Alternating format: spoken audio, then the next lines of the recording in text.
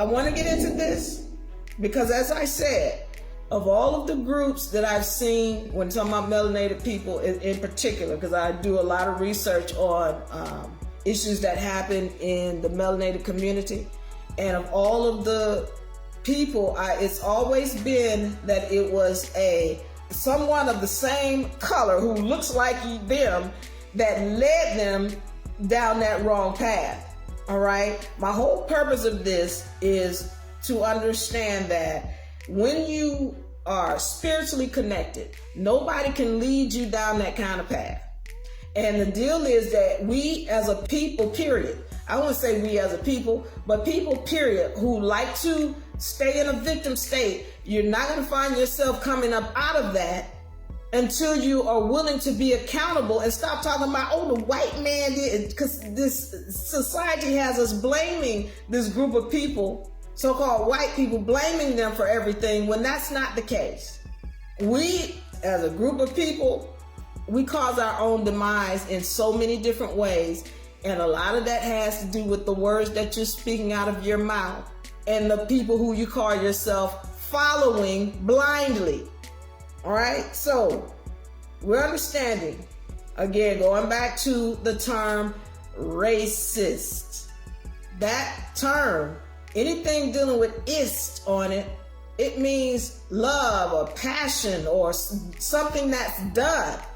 Racist supposed to mean somebody who loves their own race. That's the origin or the origin of that term. Somebody who loves their own race. Racism is somebody who's going to be concerned with employing or creating an organization or some kind of system whereby their race or family can benefit and be uplifted.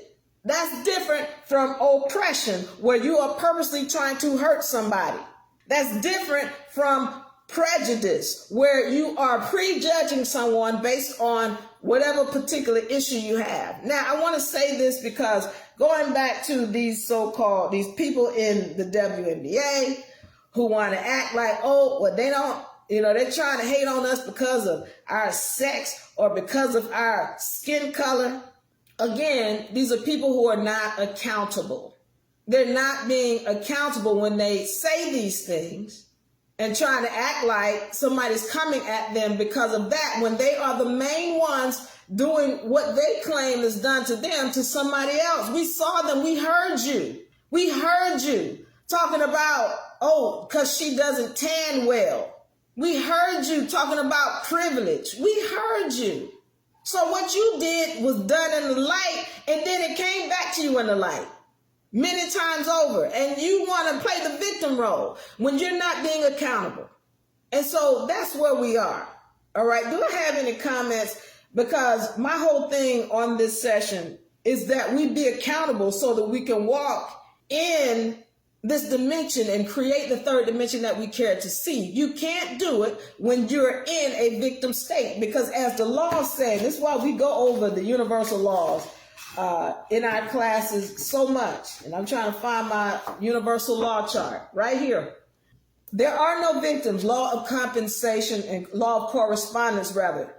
It deals with that. It's a universal principle. If you're getting an energy, it is because you put it out, period, point blank. There's no two ways about that.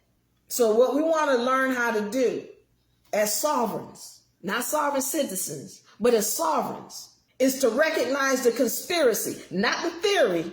We know it's a conspiracy. We know that somebody is taking these words and switching them such that we start damning ourselves when we say these things. When you say, oh, I am not racist. Y'all melanated people need to be more racist. Because the problem is we have a lack of love for our own people. No, you need to be. You need to start loving your race. Because as soon as you do, then the people are going to treat you differently. Soon as you start loving your race and showing it, your whole third dimension is going to change. The problem is somebody told you, no, don't love your race. And you know you can look around melanated people and you can see that there is a lack of love in our community. Why is it? Because we keep saying things like, no, I'm not racist. That's a vibratory frequency that you just spoke to every cell in your body. And then you wonder why in this community we have a problem loving ourselves. Well, you start speaking differently. Start speaking differently and watch your whole third dimension change. And let me be clear on this. I said ist means love. It's got nothing to do with hate. To love your own people does not mean to hate somebody else. And the people who I deal with, I told you my people, they don't have no skin color. Like, the skin color doesn't matter. Let me rephrase that, because they got a skin color. And we see each other's skin color. But the universe doesn't care about your skin color, and neither do I. Kindness, compassion, love, honor, integrity, respect, those are my people. And they know full well how to speak their third dimension into existence. And it starts by being accountable, being willing to recognize when you're putting out energy. So it's not about hating anybody else, but I am going to be particularly concerned with my family. When I create a job, I prefer to employ my family first. And then after that, yes, I do particularly care to employ people who look like me. Okay, why? We like the same music. We enjoy the same places. We might have come from the same place. But that doesn't mean I won't employ somebody who doesn't look like me. Because I will. I have. I do. But that doesn't mean that I don't have a love for my people. I do.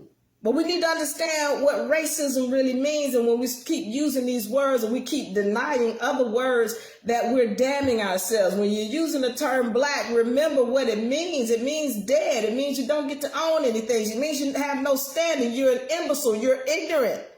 In the eyes of the law, you don't deserve to own anything. That's what black means. Know that. So we start talking about HBCUs and NAACPs and all these other Black Lives Matters and all these other things, these titles with that term in it. You need to understand what you're calling yourself. You got to understand that somebody's playing games with these words. And then we need to understand how to be accountable. There are no victims. If you're getting an energy, then that means you put it out somewhere. You got to check yourself.